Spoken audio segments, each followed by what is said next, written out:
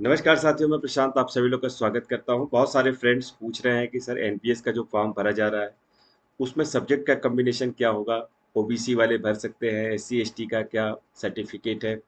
उससे रिलेटेड बहुत सारी प्रॉब्लम्स और क्वेरीज आ रही हैं, तो मैं आप सभी लोगों को बता देता हूं एक बार जल्दी से सब्जेक्ट कॉम्बिनेशन क्या है और जो क्वेरीज आ रही हैं उससे रिलेटेड जनरल डिस्कशन कर लेते हैं। साथियों, यहाँ पे जो है एनपीएस के फॉर्म के बारे में मैं आपको टीजीटी लेवल के लिए बताऊंगा। यहाँ पे टीजीटी के लिए जो आप फॉर्म भर रहे हैं वो यहाँ पे आप देख सकते हैं टीजीटी के लिए जो चल रहा है। और यहाँ पे टीजीटी के लिए आप लोगों का फॉर्म जो है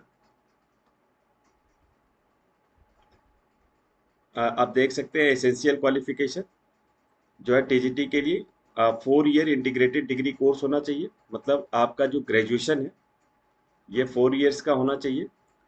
पहला जो है ये क्राइटेरिया है। और या तो बैचलर डिग्री जो है होनी चाहिए, आपके 50% मार्क्स होने चाहिए। और या तो बैचलर डिग्री रिकॉग्नाइज यूनिवर्सिटी से होने चाहिए 50% मार्क्स। और कंसर्न सब्जेक्ट सब्जेक्ट में एग्रीगेट मार्क्स होने चाहिए।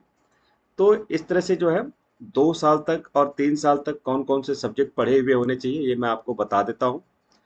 और यहाँ पे आप देखेंगे टीजीटी हिंदी के लिए जो है टीजीटी हिंदी जो है आपकी ये हिंदी और इंग्लिश के लिए जो है आप लोग यहाँ पे ध्यान देंगे 3 साल तक आपकी जो है पढ़ी हुई होनी चाहिए। मतलब ऐसा नहीं है कि अगर आपने 2 साल तक जो है हिंदी या इंग्लिश पढ़ी है ग्रेजुएशन में तो आप टीजीटी हिंदी या टीजीटी इंग्लिश के लिए भर सकते हैं। आपको 3 साल तक हिंदी पढ़ी हुई होनी चाहिए ग्रेजुएशन में, तब आप भर सकते हैं। आपको 3 साल तक इंग्लिश पढ़ा हुआ होना चाहिए ग्रेजुएशन में, तब आप टीजीटी के लिए फॉर्म भर सकते हैं। ये पहला सब्जेक्ट कॉम्बिनेशन मैंने लैंग्वेज के लिए बताया।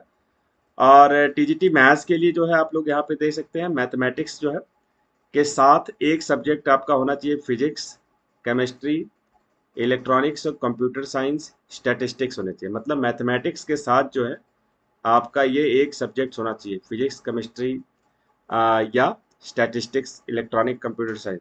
अब आप मान लीजिए फिजिक्स में जो है ग्रेजुएशन किया हुआ है और मैथमेटिक्स आपका उसके साथ रहा तो आप नहीं कर सकते।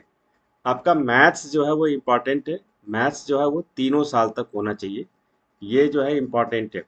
तो ये एक बहुत ही इम्पॉर्टेंट कॉम्बिनेशन होता है जिसमें कि बहुत सारे स्टूडेंट्स मान लीजिए किसी ने फाइनल ईयर तक फिजिक्स पढ़ ली और सेकेंड ईयर तक मैथ्स पढ़ लिया, तो वो सोचे कि मैथ्स टीजीटी के लिए मैं भर दूं, तो वो मैथ्स टीजीटी के लिए नहीं भर सकते। ये वाला पॉइंट आपको ध्यान रखना है। तो ये मैथ्स की टीजीटी की बात होगी। अब साइंस की टीजीटी की बात कर लेते हैं। साइंस में जो है आप देखेंगे टीजीटी साइंस में बॉटनी, जूलॉजी और केमिस्ट्री वाले लोग आते हैं।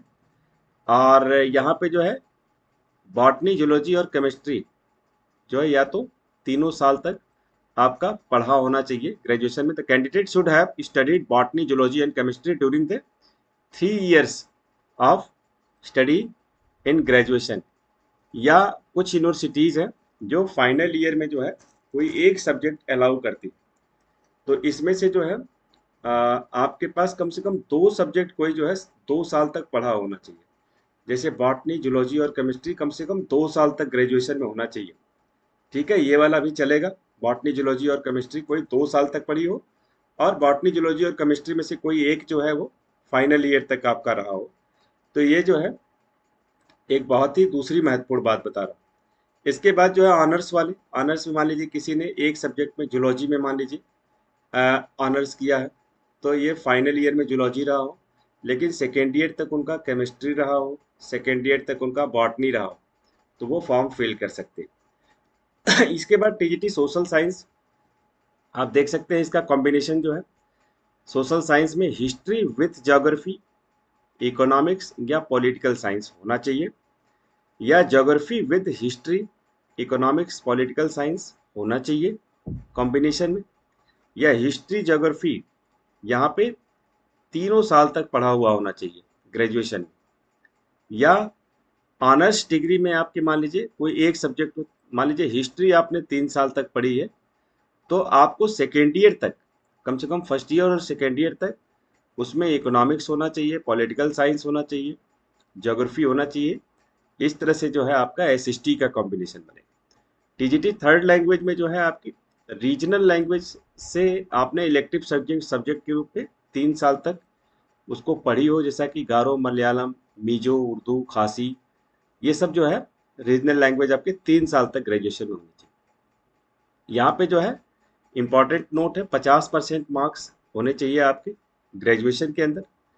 और इसके साथ साथ concern subject to be study having at least 50% marks aggregate in essential in the subject essential for the post. ठीक है, तो यहाँ पे जो है 50% मार्क्स सब्जेक्ट कंसर्न में होना चाहिए। जैसे मान लीजिए आपने जूलॉजी ऑनर्स में आपने किया है, तो आपका जूलॉजी में कम से कम 50% मार्क्स होना चाहिए। आपने फिजिक्स में किया है तो फिजिक्स में होना चाहिए, मैथ्स में किया है तो ये एक इम्पॉर्टेंट। एंड टीजीटी के लिए जो है आप लोग देख सकते हैं, बहुत सारे लोग पूछ रहे हैं कि सीटीईटी वाले फॉर्म भर सकते हैं या सीटीईटी जरूरी है टीजीटी के लिए। तो यहाँ पे जो है सीटीईटी वालों के लिए जरूरी है, सीटीईटी होना चाहिए टीजीटी के लिए। और बीएड की डिग्री होनी चाहिए, यहाँ पे बी वाले क्लास में देख सकते हैं। और सी वाले में जो है कॉम्पिटेंस थ्रू इंग्लिश और हिंदी लैंग्वेज, इंग्लिश और हिंदी में पढ़ाने की क्षमता होनी चाहिए, बच्चे को एक्सप्लेन करने की क्षमता होनी चाहिए इंग्लिश। और कुछ और डिजायरेबल एक्सपीरियंसेस है, जैसे कि कोई एक्सपीरियंस है आपके पास रीजनल स्कूल में पढ़ाने का, और आपके पास कंप्यूटर एप्लीकेशन चलाने का नॉलेज हो, तो ये डिजायरेबल है, ये और ज़्यादा बेनिफिशियल होगा आपके लिए। BEd degree not applicable for 4 years integrated degree course as mentioned in subject. मतलब जो 4 साल में जिन्होंने बीएड किया हुआ है, वह 4 साल उसको इंटीग्रेटेड डिग्री के तौर पे नहीं माना जाएगा, या इसमें नहीं माना जाएगा। तो ये वाला पॉइंट आपको ध्यान रखना है। तो साथियों ये रहा आपका टीजीटी की सब्जेक्ट कॉम्बिनेशन से रिलेटेड हो गया। और यहाँ पे कैटेगरी वाइज है, जैसे कि ओबीसी को 3 साल का रिलैक्सेशन मिलेगा। ऑल वीमेन कैंडिडेट चाहे पीजीटी टीजीटी के लिए हो 10 साल के लिए है। रेगुलर नवोदय विद्यालय की जो एम्प्लॉई है उनको कोई एज लिमिट नहीं है। 3 साल का जो है आपको, जिन्होंने सेंट्रल गवर्नमेंट में काम किया है 3 साल तक, उनको 5 साल का मिलेगा। और डोमिसाइल जो है जम्मू कश्मीर के लिए 1/1/1980 से 31/12/1989 तक जो जम्मू कश्मीर में रहे हैं उनको 5 years का छूट मिलेगा। और पर्सन विद डिसेबिलिटी में एससी एसटी के लिए 15 साल, ओबीसी एनसीएल के लिए 13 साल, और जनरल के लिए 10 साल का ये फिजिकल डिसेबिलिटी का मिलेगा। एक सर्विसमैन के लिए जो है यहाँ पे रूल अलग से दिया गया है, उसको देख लेंगे, एक्सटेंट रूल बताया गया है। तो ये रहा साथियों टीजीटी के लिए। ठीक है, और क्रीमी लेयर का मैं एक बार बता दूं, ओबीसी के क्रीमी लेयर में बहुत ज़्यादा कंफ्यूजन होता है, यहाँ पे क्लियर कर लेंगे। जो लोग क्रीमी लेयर है ओबीसी में, उनको कोई कंसेशन नहीं मिलेगा, वे सभी लोग जो है जनरल कैटेगरी में काउंट किए जाएंगे। ये एक इंपॉर्टेंट पॉइंट है। तो साथियों ये रहा सब्जेक्ट कॉम्बिनेशन से रिलेटेड। और कुछ जो है कास्ट सर्टिफिकेट से रिलेटेड जो डाउट है ये क्लियर कर लीजिए। जो सीटेट वाले हैं टीजीटी के लिए वही भरेंगे, जो सीटेट नहीं है वो नहीं भरेंगे।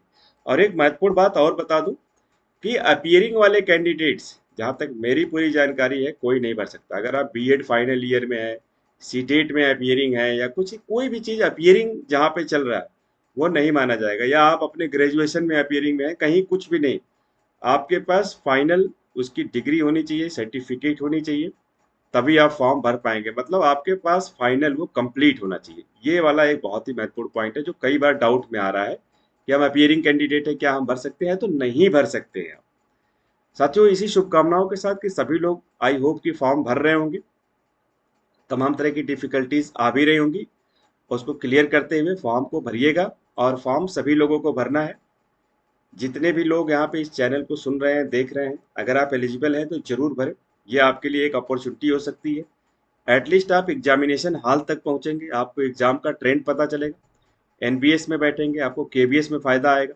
आपको आने वाली शिक्षक भर्ती परीक्षाओं में ये एग्जाम काम करेगा। इसलिए एग्जाम देना ना भूलिए, एग्जाम फॉर्म भरना ना भूलिए, फॉर्म जरूर भरिएगा, क्योंकि आपके नौकरी के कदम में ये एक बहुत ही इंपॉर्टेंट स्टेप है। इसी के साथ इस बात को यहीं पर समाप्त करते हैं। चैनल को सब्सक्राइब कीजिएगा, वीडियो को शेयर कीजिएगा। लगातार इस चैनल पे आपको शिक्षक भर्ती परीक्षा से संबंधित नई जानकारी देते रहेंगे, पेडागोजी साइकोलॉजी के सभी सॉल्यूशंस मिलते रहेंगे। Thank you all, thank you very much.